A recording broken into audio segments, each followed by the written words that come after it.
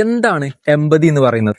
നമ്മള് സുഹൃത്ത് എന്റെ സങ്കടത്തിലൂടെ കടന്നു പോകുമെന്ന് വിചാരിക്കും. അല്ലെങ്കിൽ കൂടെ വർക്ക് ചെയ്യുന്ന ഒരാൾ എന്തൊക്കെയോ ഒരു പ്രശ്നം ഉണ്ടാകുമ്പോൾ നമ്മൾ എന്തായിരിക്കും അവരോട് പറയുന്നുണ്ടാവുക? ഇതൊന്നും കുഴപ്പമില്ല, ഇത് വലിയ കാര്യമാക്കി എടുക്കണ്ട, കുറച്ച് കഴിയുമ്പോൾ ശരിയായിക്കോളും എന്നുള്ള രീതിയിലൊക്കെ ആയിരിക്കും നമ്മൾ പറഞ്ഞു കൊടുക്കുന്നുണ്ടാവും. പക്ഷെ അതിനപ്പുറമായിട്ട് അവരുടെ പ്രശ്നങ്ങൾ അഡ്രസ്സ് ചെയ്തുകൊണ്ട്, ഇങ്ങനെ ബുദ്ധിമുട്ട് എനിക്ക് തോന്നുന്നുണ്ട്, ഇത്തരത്തിൽ സങ്കടം നിനക്കുണ്ട്, നിനക്കിപ്പോ എന്താ തോന്നുന്നത്, എന്താ എനിക്ക് എന്തേണ്ടേ പറഞ്ഞോട്ടോ എന്നൊക്കെ പറഞ്ഞ് അവർക്ക് പറയാനുള്ള കാര്യങ്ങൾ കേൾക്കുകയും നമുക്ക് എന്തെങ്കിലും ചെയ്തു കൊടുക്കാൻ പറ്റുന്നുണ്ടെങ്കിൽ അത് ചെയ്തു കൊടുക്കുകയും ചെയ്യുന്നതിനെയാണ് നമ്മൾ എമ്പതി എന്ന് പറയുന്നത്. എമ്പതിക്ക് ആദ്യം വേണ്ടത് നമുക്ക് നന്നായി കേൾക്കാൻ പറ്റുക എന്നുള്ളത്, പ്രോപ്പറായിട്ട് അവരെ കേൾക്കുക എന്നുള്ളത്.